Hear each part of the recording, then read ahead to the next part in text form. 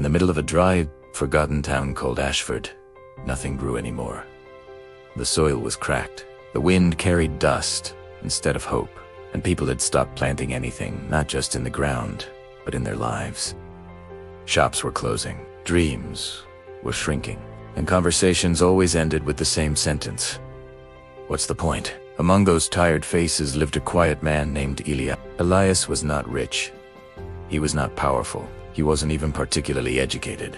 He worked at a small warehouse during the day, lifting heavy boxers for a minimum wage. But every night, when the town slept, Elias walked outside with a shovel and he planted trees. Not one, not two, hundreds. At first, people thought he was strange. Nothing grows here, they said. The soil is dead.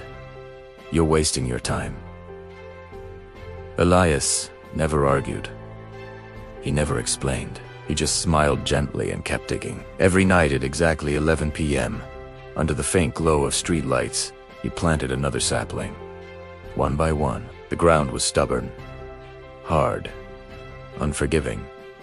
Sometimes his hands bled. Sometimes the wind buried the young plants in sand. But he kept coming back, because Elias remembered something the town had forgotten. Years ago, Ashford had been green. Children played under wide trees. Birds nested on rooftops. Shade cooled to the summer heat. But after factories closed and people moved away, no one cared for the land anymore. And slowly, everything dried out. Elias had been a child back then. He remembered the sound of leaves moving in the wind. He remembered his mother sitting beneath a tree, telling him, "If you want a different future, plant it." She passed away when he was 17. But those words never left him. If you want a different future, plant it. So, he planted a month's pass. Most of the saplings died. The town laughed louder. You can't fight nature. You can't fix this place. Just move away like everyone else. But Elias didn't want to escape.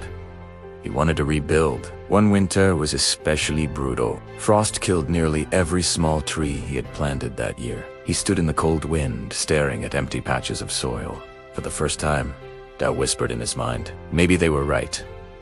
Maybe this place was beyond saving. But then he noticed something small. One tree. Just one, still standing. Small, weak, but alive. That single tree changed everything because it proved something powerful.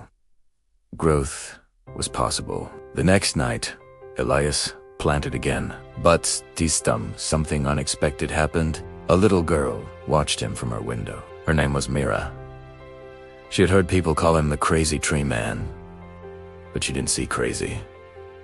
She saw persistence. The following evening, Mira walked outside quietly and approached him. "Why do you keep planting them?"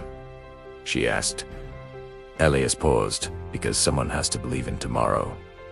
She didn't fully understand. But the next night, she brought a small watering can and helped. Soon, 2 people were planting in the dark. Weeks later, an old shopkeeper joined them. Then a retired teacher. Then, a group of teenagers looking for something meaningful to do. The laughter didn't stop overnight, but something else started growing. Curiosity. Years passed, slowly, almost invisibly. The town began to change. Small green patches appeared between buildings. Shadows formed where there were none before. Birds returned. The air felt cooler, cleaner. Property values slowly increased. New shops opened. Families returned. Ashford was not the same dusty town anymore. It was becoming alive again. One spring morning, nearly 10 years after Elias planted his first tree, the town held a small celebration in the central park. Except it wasn't a park before. It used to be empty land. Now it was filled with tall trees, blooming flowers, and children playing. The mayor stood on a small stage. "We are here today because one man refused to give up on this town." Elias stood quietly in the crowd, embarrassed, humble. They asked him to come forward. He walked slowly to the stage. The applause was long, loud, Emotional.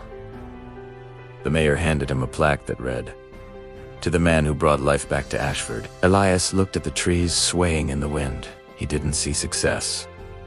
He didn't see praise. He saw patience. He stepped up to the microphone and said only one thing. "I didn't plant trees because I knew they would grow. I planted them because I refused to believe they wouldn't." Silence filled the park. Some people wiped away tears because they realized something deeper.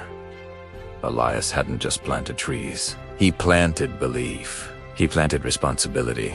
He planted hope. And hope, when nurtured long enough, becomes unstoppable. Years later, when Elias grew old and could no longer lift a shovel, he would sit under the shade of the very trees people once laughed at. Children would run past him. Birds would sing overhead, and the wind would move gently through the leaves. The same sound he remembered from his childhood. One evening, Mira, now an adult, sat beside him. "You changed everything," she said. Elias smiled softly. "No," he replied, "I just started something." Because that's the truth most people forget.